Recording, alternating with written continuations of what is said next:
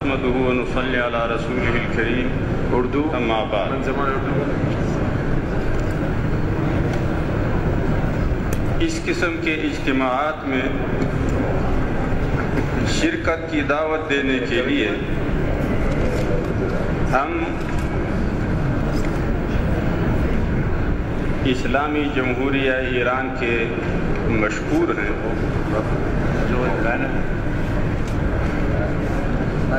جہاں تک امت میں وحدت کا مسئلہ ہے، علمی اور نظری اعتبار سے کسی کو شاید اس میں کوئی بھی اختلاف نہ ہو، لیکن آج کی دنیا میں اس کو عملی میدان میں لانے کی ضرورت ہے۔ آپ کو معلوم ہے کہ جیسا کہ اسلامی جمہوریہ ایران کو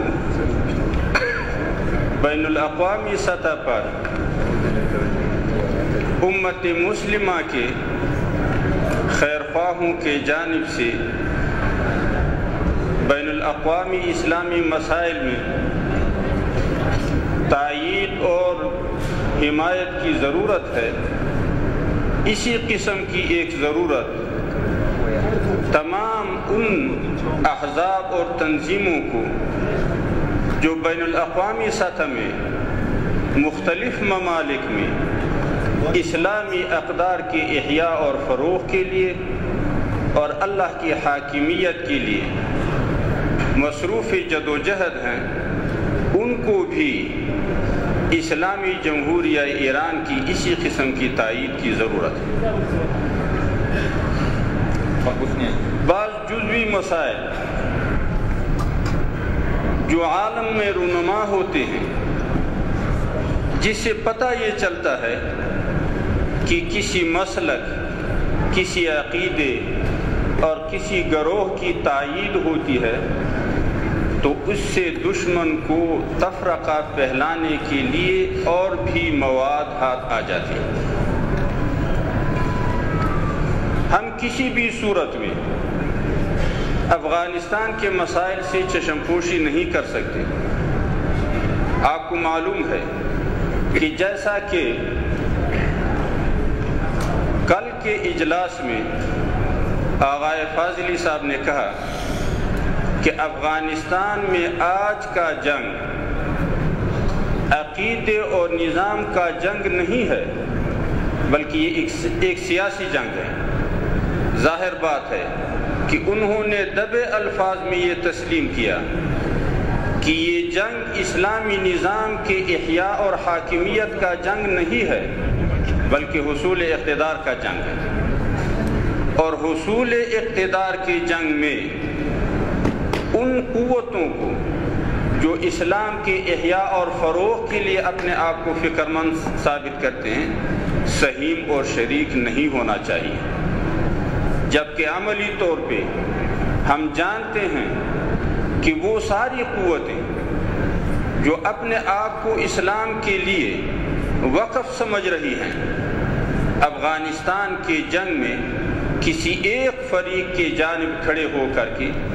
اس کے فریق بن چکے ہیں۔ لہذا ہماری یہ استدعا ہوگی اور ہمارا یہ مطالبہ ہوگا کہ اس قسم کے معاملات میں اسلامی جمہوریہ ایران کو فریق نہیں ہونا چاہیے۔ ظاہر بات ہے کہ یہاں پہ مختلف ممالک کے علماء اور دانشوروں کو دعوت دینے کا مقصد یہ ہے کہ اسلامی جمہوریہ ایران کو اس کے مستقبل کے نقوش کے لیے بہتر مشورے دیے جائیں۔ اگرچہ آداب مجلس میں عموماً اس قسم کے مجالس میں قصیدہ خوانی ہوتی ہے کہ ان کی تعریفیں کی جائیں، ان کے شکریہ ادا کیے جائیں، لیکن میں سمجھتا ہوں کہ دیانت کے خلاف ہوگا اگر وہ احساسات جو ایران کے سرحدوں سے باہر مسلمانوں کو محسوس ہوتے ہیں، مسلمان یہاں جمع ہو کر کے اسلامی جمہوریہ ایران پہ اس کی وضاحت نہ کریں۔ آپ کو معلوم ہے کہ مشہد کا بھی ایک مسئلہ یہاں رونما ہوا، جو مسجد کے گرانے کا تھا۔ میں نہیں سمجھتا کہ شیعہ مسلک کے مطابق پارک بنانے کے لیے مساجد کا گرانا جائز ہے یا ناجائز، لیکن بہرحال مذہب سے ہٹ کے یہ ایک سیاسی مسئلہ بھی تھا، اور جس کے نتیجے میں زاہدان میں انتہائی قیمتیں جانیں ضائع ہو گئی جو نہیں ہونا چاہیے تھی۔ اور میں سمجھتا ہوں کہ اگر اس قسم کے جزوی واقعات کو سدباب نہیں کیا گیا تو ظاہر بات ہے کہ اسلامی جمہوریہ ایران جو مذہبی بنیادوں پہ ایک قائم اسٹیٹ اور حکومت ہے، جس کے لیے ہم مدید زمانے سے ترس رہے تھے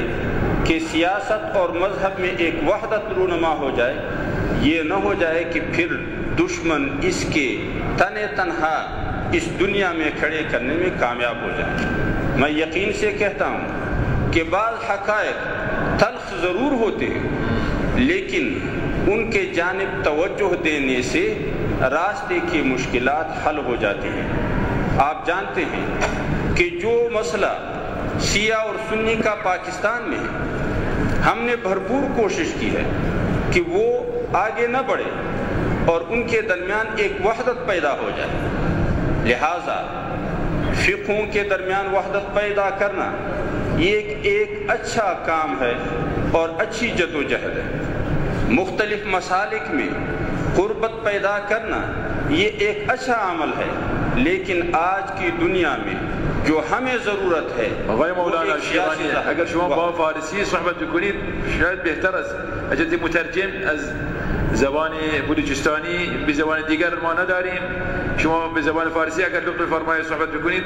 مفیدتر است. مملکت پاکستان در جوار شماست و شما میدانی که او زبان فارسی نمیداند. علی کل حال این آقای ربانی انا کوین جور بگه، آقای ربانی بعد جماع شما بود که برای ترجمانی آقای ربانی شما اصلی لہذا میں چونکہ پاکستان کا باشندہ ہوں اور آپ سب کو معلوم ہے کہ اس کا قومی زبان اردو ہے، یہ آپ کے پہلو میں واقع ہے، یہ آپ کی ایک ذمہ داری تھی، اور آئندہ کے لیے میں گزارش کروں گا کہ آپ جہاں دوسرے زبانوں کے لیے ترجمان رکھتے ہیں وہاں پہ اردو اور پشتو کا بھی ایک ترجمان ہو، کیونکہ پاکستان آپ کے پہلو میں اردو زبان کا مالک ہے اور افغانستان آپ کے پہلو میں پشتو زبان کا مملکت ہے۔ تو ان دونوں زبانوں کے لیے آپ کو چاہیے کہ اس قسم کے کانفرنسوں میں آپ کے ترجمان ہوں۔ حق با شما هست، ما قبول میکنیم، حق با شما هست، حق با شما قبول میکنیم. جزاکم اللہ خیر الجزا۔ میں آیت اللہ حکیم صاحب کا تہ دل سے مشکور ہوں کہ انہوں نے ہمارے اس مطالبے کو قبول فرمایا، اور میں جناب واعظادہ صاحب کی خدمت میں بھی گزارش کروں گا کہ وہ آئندہ کے لیے اس قسم کے کانفرنسوں میں اردو اور پشتو کے ترجمان بھی رکھیں، کیونکہ دو ممالک اس کے پہلو میں ایسے جو ان زبانوں کے مالک ہیں۔ لہذا ہم اسی الفاظ پہ اور اسی استعداد پہ اکتفا کرتے ہیں۔ وآخر دعوانا ان الحمدللہ۔ احسنتم.